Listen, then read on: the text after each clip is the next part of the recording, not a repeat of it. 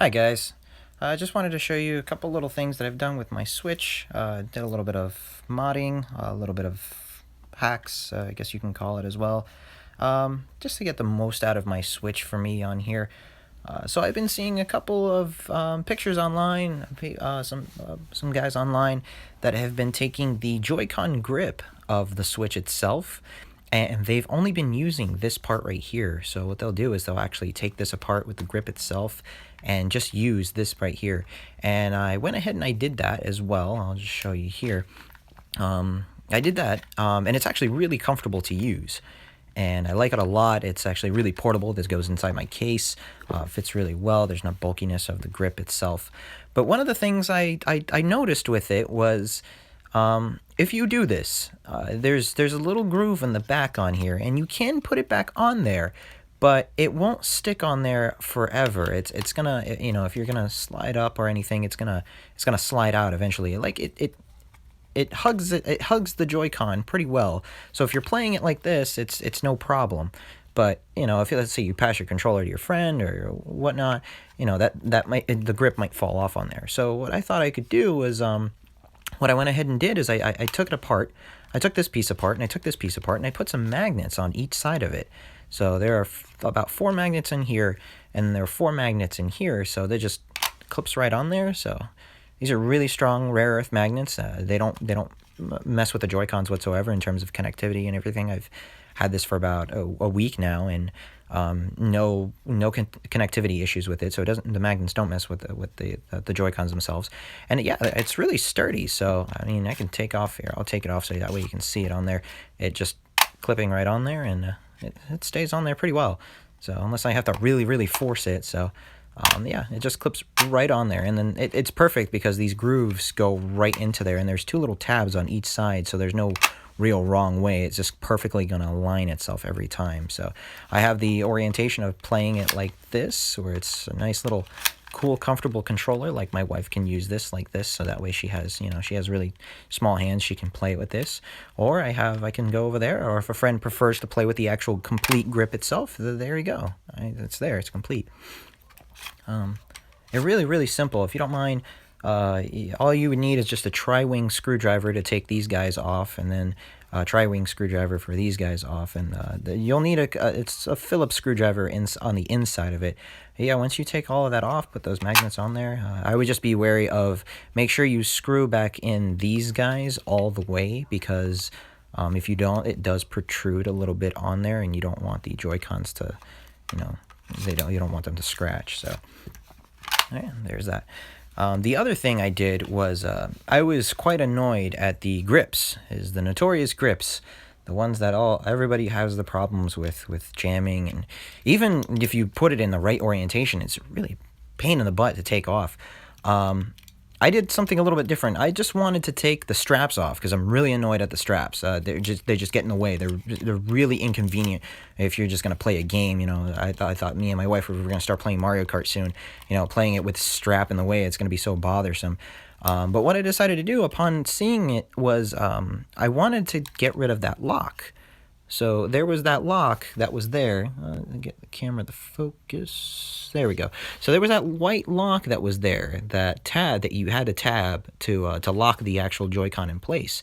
And that actually is the majority of the problem with the Joy-Con straps. Even if you put it in the right orientation, it does take a lot of force to get those guys off. By taking off that white tab, it's now just a seamless process. It just goes right in and out. But at the same time, it doesn't lose its lock, its ability to actually stick onto the Joy-Con itself. And that's because there are 2 tabs down here that work on a spring. And that's what the white tab locks the Joy-Con strap in place.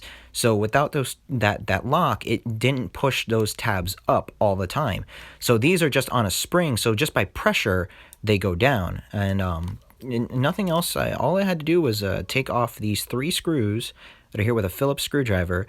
And then right on the top, there's this tab, this plastic tab that you just pull it up, and you'll see the shoulder buttons there. Just be careful with it because they're on springs. and you'll see that white tab, and you can pull it right off. I mean, if it stretches your fancy on there, you can also pull off the strap as well. Like I said, I can just pull it off on there, and it's put it all together, and it's seamless. You know, you don't even need the lock back here or anything, because all the work is being done is right here. So that's that. And then just for, you know, for shits and giggles, let's put it in the wrong orientation. Oh no, it's there. It's just a matter of taking it right off. It's just as easy to put on and to take off on there. So no more of that inconvenience problems. And it works quite nice. And I'll show you here. Here's the right Joy-Con, and there is the orientation for it, and it's perfect, and it just slides right off. You know, and that's, you know, you give this to your friend, and let's say you're in a hurry and you accidentally put it in the wrong way. Oh no, there you go. Taking off those tabs really do help. I'm hoping in some kind of future iteration, Nintendo fixes something with these tabs. So yeah, it's really nice. So there's the tabs. And then last but not least is actually, it's more of a kind of a find, a special, like just a lucky find on there. But yeah, I have this stand, and this stand, I know that the biggest problem, one of the biggest problems that the Switch has right now is that if you're playing tabletop mode and if you run out of battery, you're kind of shit out of luck. I mean, unless you have a dock or a 3D printed dock, or, you know, kind of. I know Hori makes an accessory that's extremely, like, you know, it's hit or miss to find, is one of those docks itself that you can put the USB-C on it. But if you're in luck, I mean, if you have this, this is a stand that came with the 3DS version of Kid Icarus Uprising. And this stand actually works wonderful. It works perfectly with the Nintendo Switch, at least for, like, it's a nice good it's a nice good position for it. And it also, it has this, like, this tab, this open area right there. Perfect for the USB-C that goes right there. And that's it. And it has just enough leeway on the bottom, so it actually just sits there perfectly. So, yeah, it works quite well.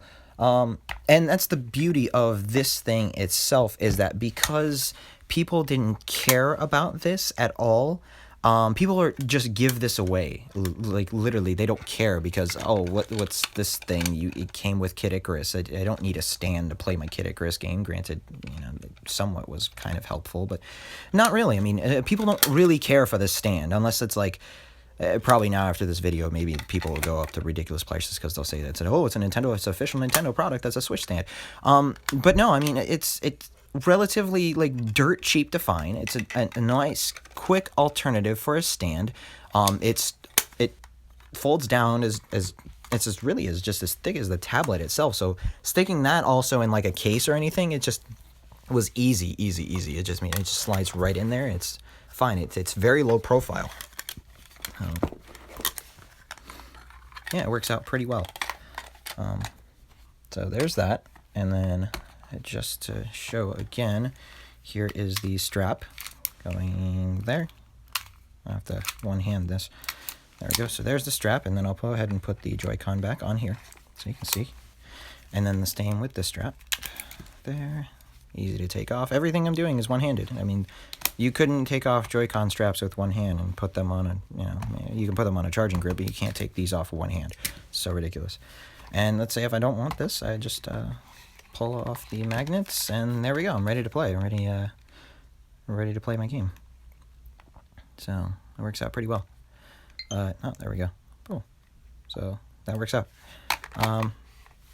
So yeah, those are my little tidbit hacks on there. It's just makes it a lot easier for me to play all of my stuff. It's just more convenient for me.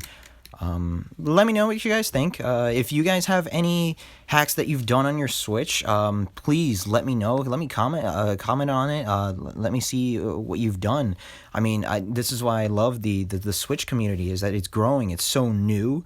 And because it's so new, that it's growing so fast, and there's all these things that kind of Nintendo kind of missed out on and doing. And granted, I love them to death, but it's so cool to see what other people have done with their Switches and these nice, cool modifications that they've done to make it a better experience for them. And I think the Switch makes it cooler because it's such a personal system. it's something that you can take on the go. It's yours. You can bring it to a friend's house. It's still it's just your personal experience.